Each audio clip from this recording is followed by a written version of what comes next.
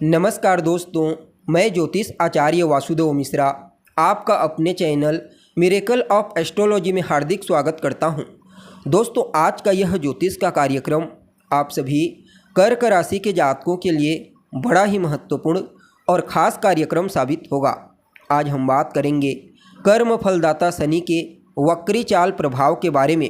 जी हाँ, आगामी 30 जून 2024 से लेकर 15 नवंबर 2024 तक कर्म, न्याय, अधिकार और सेवा के ग्रह शनि वक्री चाल चलेंगे। तो ऐसे में बड़े विस्तार के साथ हर टॉपिक को समझने का प्रयास करेंगे कि शनि का यह वक्री चाल आपके जीवन को किस प्रकार से प्रभावित करेगा। जी हाँ, आप सभी कर्क राशि वालों के लिए शनि अपनी स्वयं की मूल त्रिकोण राशि में वक्री चाल चलते हुए किस प्रकार का परिणाम लेकर के आ रहे हैं, बड़े विस्तार के साथ जानेंगे। इसलिए आज के इस ज्योतिष के कार्यक्रम को अंत तक देखिए। और अगर आप अपनी जन्म कुंडली पर हमसे परामर्श लेना चाहते हैं, अपनी जन्म कुंडली का बारीकी से विश्लेषण करवाना चाहते हैं, तो डिस्क्रिप्शन बॉक्स और वीडियो के अंदर आपको हमारा कॉन्टैक्ट नंबर मिल जाएगा, जहां से आप या तो डायरेक्ट फ़ोन कॉल के थ्रू या फिर व्हाट्सएप के माध्यम से अपॉइंटमेंट लेकर अपनी जन्म कुंडली का बारीकी से विश्लेषण करवा सकते हैं। जी हाँ, अब देखा जाए तो वक्री ग्रह बहुत ही पावरफुल होता है। उसके पास अच्छा और बुरा दोनों करने की क्षमता कई गुना ज़्यादा होती है। वक्री ग्रह को डेस्टिनी का प्लेनेट कहा जाता है। इसलिए जब ग्रह वक्री अवस्था से गोचर करता है तो बहुत अधिक ठोस परिणाम प्रदायक होता है। अतः आपको इस राशिफल को समझने के लिए अपनी स्वयं की जन्म कुंडली में भी शनि की स्थिति का विचार अवश्य करना चाहिए, क्योंकि आपकी जन्म कुंडली में शनि जिस घर में विराजमान होंगे वह घर इस समय बहुत ज़्यादा प्रभावशाली बन जाएगा। फलतः आपका पूरा का पूरा ध्यान वहीं पर चला जाएगा। इसके अलावा आप यह भी देखिए कि क्या आपकी जन्म कुंडली में शनि वक्र अवस्था में विराजमान है। अगर आपकी कुंडली में शनि वक्र अवस्था में विराजमान होंगे तो फिर इस वक्री चाल का प्रभाव आपके ऊपर 2 गुना अधिक बढ़ जाएगा। इसलिए आपको अपनी स्वयं की जन्म कुंडली में भी एक बार शनि की स्थिति का अच्छे से निरीक्षण अवश्य कर लेना चाहिए।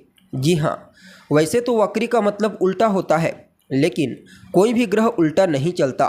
सभी ग्रह सीधी चाल से ही चलते हैं, लेकिन हम धरतीवासियों को ऐसा प्रतीत होता है।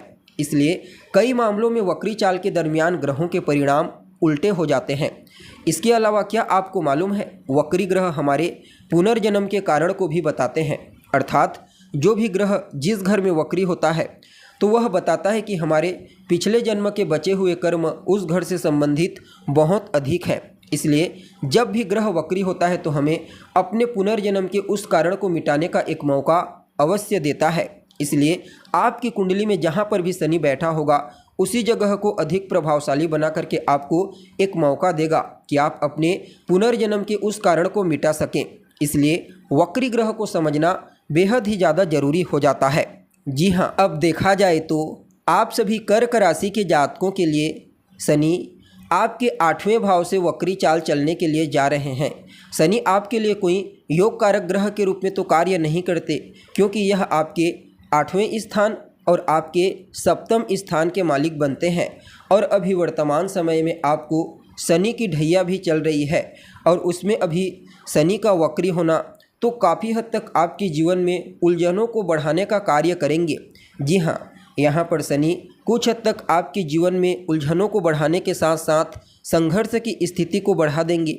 यहाँ से अपनी तीसरी दृष्टि से आपके 10वें स्थान अर्थात कर्म स्थान को देखेंगे, तो वहाँ पर शनि देखते देखते अचानक पीछे की तरफ देखेंगे, यानी कि आपके 7वें स्थान की तरफ उनकी जाने की टेंडेंसी होगी।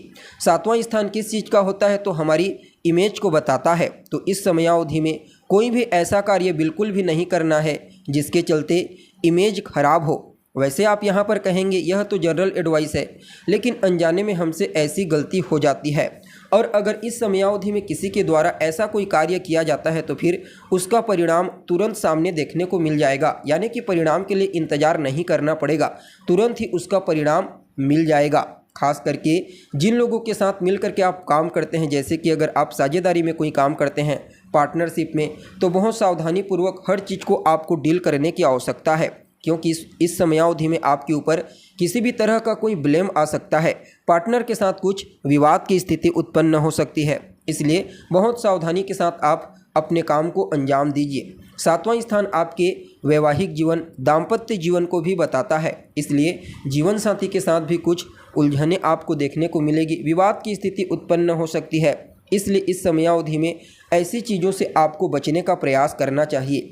जितना ज़्यादा हो सके अपनी वाणी में विनम्रता लाइए, क्योंकि अभी शनि की 7वीं दृष्टि सीधे आपके वाणी स्थान पर जा रही है, अतः आपको अपनी वाणी में विनम्रता बरतनी होगी, अन्यथा पारिवारिक जीवन में तालमेल ठीक नहीं होंगे। चाहे फिर जीवन साथी के हो या फिर परिवार के अन्य सदस्यों के साथ बातचीत करते समय वाणी में विनम्रता बेहद आवश्यक है। जी हाँ, अगर आप अपनी वाणी पर नियंत्रण रखते हैं तो फिर इससे आपको ज़्यादा कोई समस्या नहीं होगी।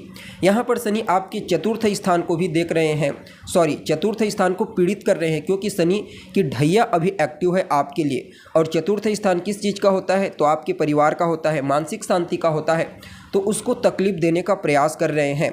और यहाँ पर आपके पंचम स्थान अर्थात इंटेलिजेंस के भाव को शनि प्रभावित कर रहे हैं अपनी दृष्टि से, दशम दृष्टि से। तो थोड़ा सा आपको इस समय इमोशनली इनकरेक्ट डिसीजन लेने से बचना चाहिए। जी हाँ, क्योंकि जब शनि वक्र अवस्था में गोचर करते हैं तो कुछ इमोशनली इनकरेक्ट डिसीजन दिलवाते हैं, तो बहुत ही ज़्यादा इमोशनली ग्राउंड रहने का प्रयास कीजिए। बस इसी चीज़ के ऊपर फोकस कीजिए, बाकी यह समय उतना ज़्यादा आपके लिए अनुकूल नहीं रहेगा। उपाय कीजिए, जी हाँ, इसके लिए सबसे बेहतर उपाय है, शनिदेव के इष्ट देव कौन होते हैं? तो भगवान शिव होते हैं शनिदेव के इष्ट देव। परिणाम स्वरूप शिव की उपासना करना आपके लिए अत्यंत ही श्रेष्ठ रहेगा। अगर आप शिव की उपासना करते हैं तो फिर इससे शनिदेव भी प्रसन्न रहेंगे, शनिदेव शीघ्र ही शांत हो जाते हैं।